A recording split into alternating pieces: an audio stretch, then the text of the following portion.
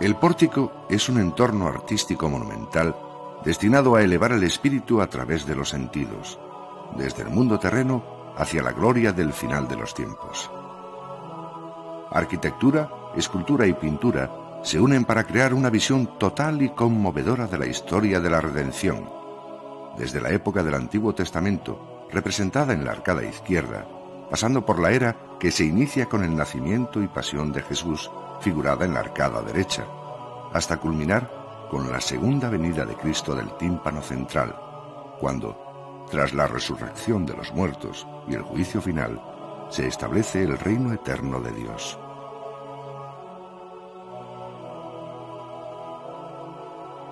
Constituye una visión humana y optimista del triunfo de la fe sobre el dolor y la muerte, encarnado en la figura de Cristo en majestad. Mostrando sus llagas y rodeado de los instrumentos de su pasión transformados en símbolos de victoria, abre sus brazos para acoger en su seno a todos los que llegan a la Basílica Compostelana tras haber superado las tribulaciones del peregrinaje de la vida. La inscripción latina situada en la base del tímpano indica que los dinteles del pórtico se colocaron el 1 de abril de 1188, siguiendo el proyecto diseñado por el maestro Mateo, quien concibió la obra a fundamentis, es decir, desde sus cimientos. El significado del pórtico ha de entenderse, por lo tanto, en conexión con las otras dos estructuras que articulan la fachada occidental de la catedral: la cripta, cuyas claves de bóveda contienen ángeles sosteniendo imágenes del sol y la luna, y la tribuna, con una clave donde aparece figurado el Cordero de Dios. El conjunto se concibe como una materialización de la Jerusalén celeste, la imagen arquitectónica del reino eterno de Dios descrita por San Juan en el Apocalipsis. La ciudad no necesita de sol ni de luna que la alumbren, porque la ilumina la gloria de Dios, y su lámpara es el Cordero. Sus puertas no se cerrarán con el día, porque allí no habrá noche, y traerán a ella el esplendor y los tesoros de las naciones.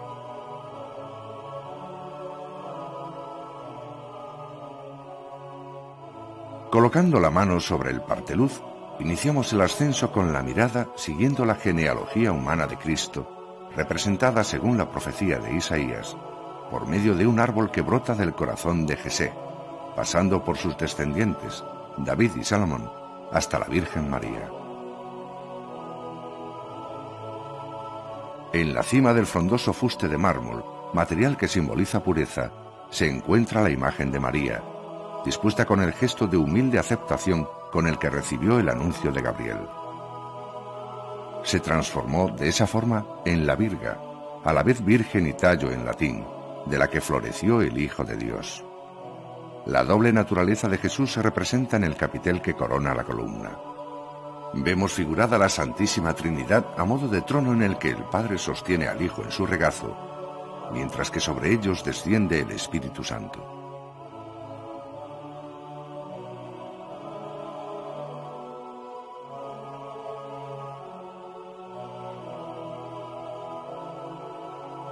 El apóstol Santiago ocupa el espacio privilegiado que sirve de puente de unión entre el mundo terreno y la gloria celestial. Recibe a los visitantes que acuden a su casa sentado en una silla episcopal, sujetando el báculo en tau de los arzobispos compostelanos y portando un mensaje escrito sobre una filacteria.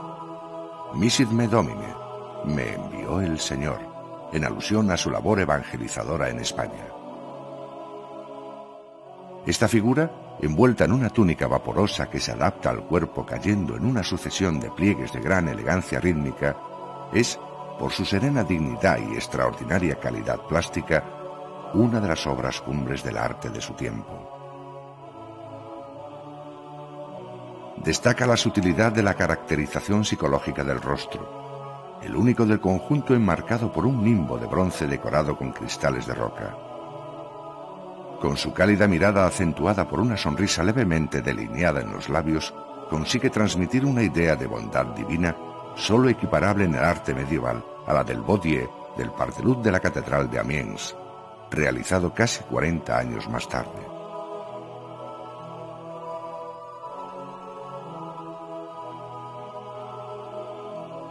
La figura de Santiago se repite con el mismo perfil en el pilar de la derecha, donde ocupa su lugar entre los apóstoles más cercanos a Cristo.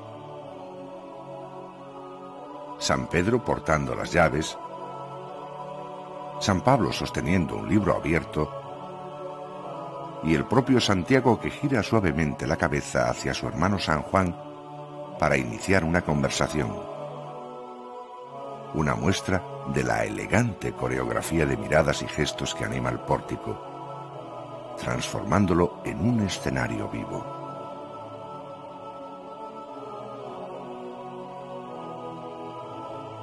En el manto del patrón de la basílica todavía se aprecian restos de las capas de policromía que se aplicaron sobre las esculturas en distintos momentos de la historia.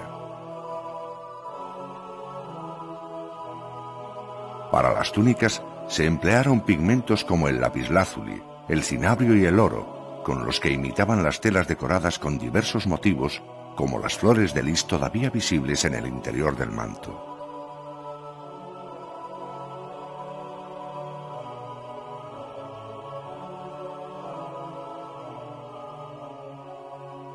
Es este lado del pórtico, sin embargo, donde se observa un proceso de deterioro más acusado debido a la filtración de agua de las cubiertas que ha afectado a esta zona durante años. El granito, piedra en la que están labradas la gran mayoría de las esculturas, es un material poroso y, por lo tanto, sensible a la acción del agua. Además, la gruesa capa de polvo acumulada a lo largo del tiempo contiene compuestos que, junto con la humedad, han dado lugar a un proceso de disgregación de la piedra y de desprendimiento de las capas pictóricas, evidentes en los rostros de San Pedro y San Pablo. El estudio que se está llevando a cabo ha puesto de manifiesto la gravedad de este proceso, que se ha acelerado de manera dramática en los últimos años. Solo en el corto intervalo de tiempo que va desde 1992 hasta 2009, la policromía de la cara de San Pedro ha sufrido profundos deterioros. Testimonio elocuente de que la conservación del patrimonio no puede esperar.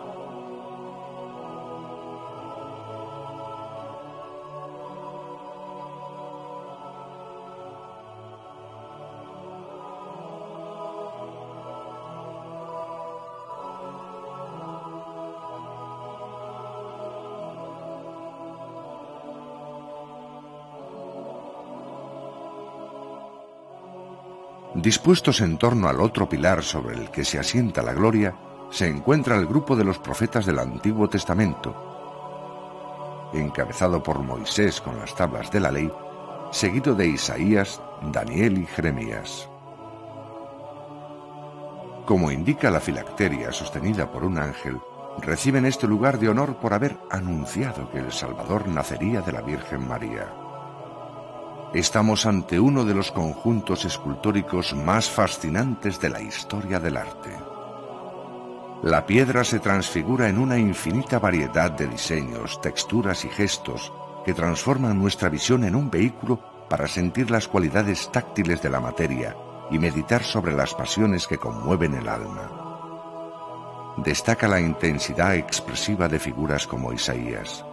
Su contorsión gestual consigue transmitir la tormenta interior que define su condición de profeta visionario, erigiéndose en un digno precursor de la terribilidad del famoso Moisés de Miguel Ángel.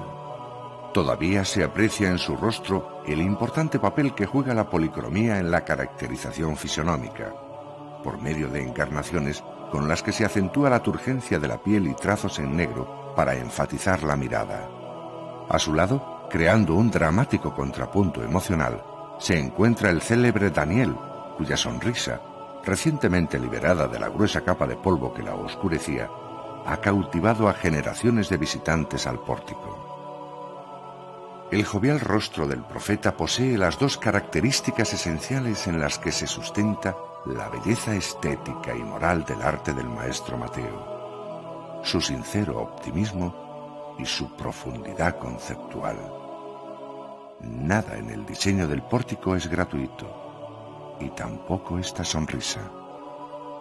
está inspirada en el pasaje bíblico en el que Daniel se echó a reír al demostrar al rey Ciro que la estatua de bronce del dios Bel no era más que un ídolo inerte incapaz de comer las ofrendas que los crédulos babilonios dejaban ante su altar. Estas simplemente desaparecían al ser consumidas por sus fraudulentos sacerdotes. La sonrisa de Daniel proclama por tanto el triunfo de la fe sobre la idolatría, mirando con júbilo hacia el umbral de una nueva era en la que la gracia de Dios consigue disipar las tinieblas de la superstición.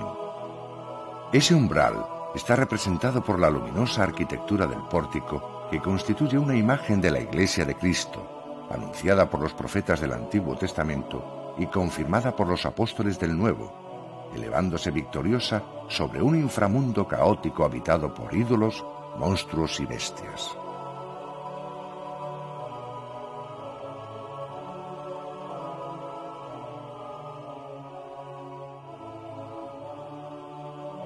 En el centro de cada uno de los pilares que sostienen esa visión se encuentra una sonrisa cautivadora. Dejamos a este lado la risa de Daniel, que expresaba el rechazo a la falsedad de los ídolos, mirando con fe hacia un futuro en el que Dios habría de hacerse visible entre los hombres a través de su Hijo. Y nos dirigimos de nuevo hacia el pilar de los apóstoles para encontrar la sonrisa introspectiva de otro joven, San Juan, que expresa la confianza en el triunfo de Cristo al final de los tiempos, descrita por él mismo en su Apocalipsis. Sobre el códice que sostiene en sus manos está inscrita una cita donde da testimonio de la visión que se materializa en el pórtico.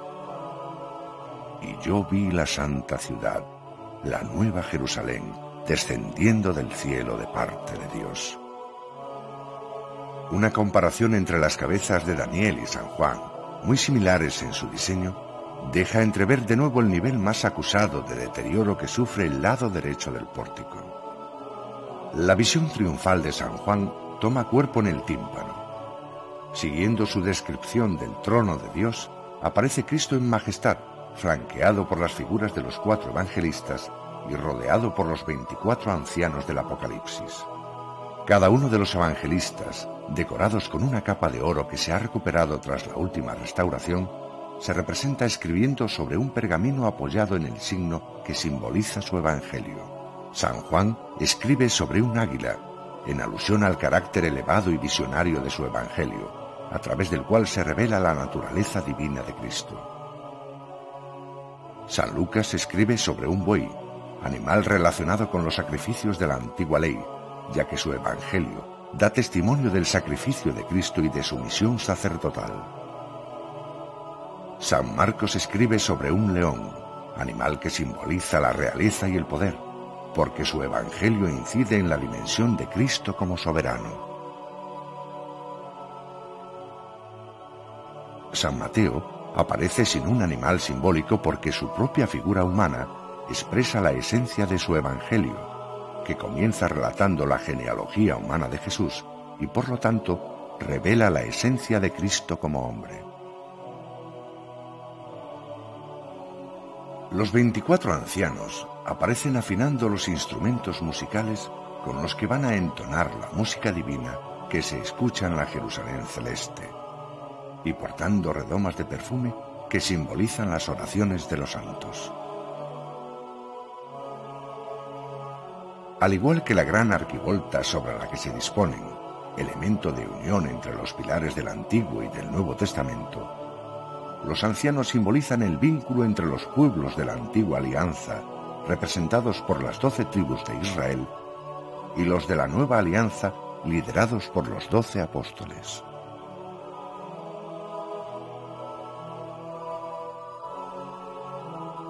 A ambos lados de Cristo están los grupos de los bienaventurados, coronados con las diademas de triunfo que le otorgan los ángeles. Los de la izquierda llegan a la gloria conducidos por ángeles que proceden de la arcada del lado del Antiguo Testamento, donde se representa la bajada de Cristo al limbo para liberar del infierno a los justos, que perecieron antes de su llegada a la tierra, entre ellos Adán y Eva.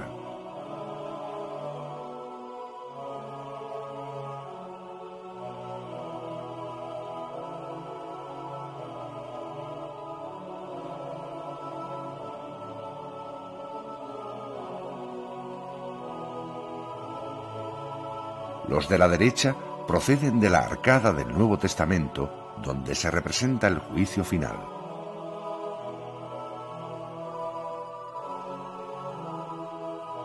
Los bustos de Cristo y de San Miguel dividen las arquivoltas en dos secciones que separan a los elegidos de los condenados, los cuales aparecen sometidos a tormentos inducidos por los pecados que cometieron en vida.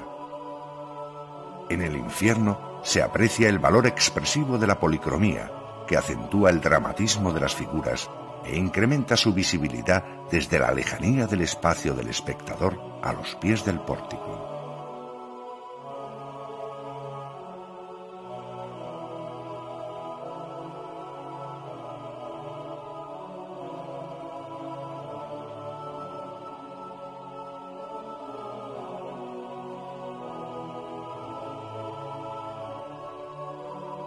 Entre los bienaventurados que se reúnen en el tímpano para disfrutar de una visión conjunta de Cristo al final de los tiempos, encontramos a uno que fija su mirada en el lugar exacto donde el mensaje de unión del pueblo de Dios en la gloria aparece encarnado en toda su densidad conceptual. La clave de la arquivolta, donde una pareja de ancianos afinan el organistum, instrumento que requiere la intervención coordinada de dos músicos para producir su melodía, mientras se funden en una conversación visual íntima. Ocupan el espacio que marca el punto de convergencia entre las dos mitades del arco, situándose a la vez en la cima del eje axial que divide en dos partes toda la estructura del pórtico. Ese eje conecta la genealogía humana de Jesús, representada por el árbol de Jesé, el apóstol Santiago, considerado frater Domini o pariente del Señor, y Cristo en la gloria, mostrando sus llagas como testimonio de que es Dios y hombre, para terminar en la pareja de ancianos. El espacio vacío en el que se unen sus miradas condensa el mensaje esencial del pórtico: la comunión de los fieles en Cristo al final de los tiempos.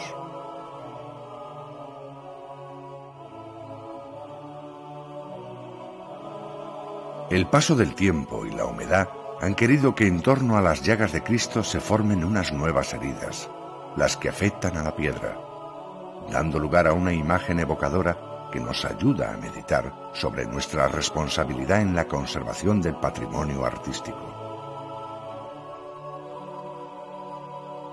No es suficiente elaborar discursos intelectuales que ayuden a entender el significado de unas llagas, sino que también debemos realizar las intervenciones necesarias para curar el deterioro producido por las otras.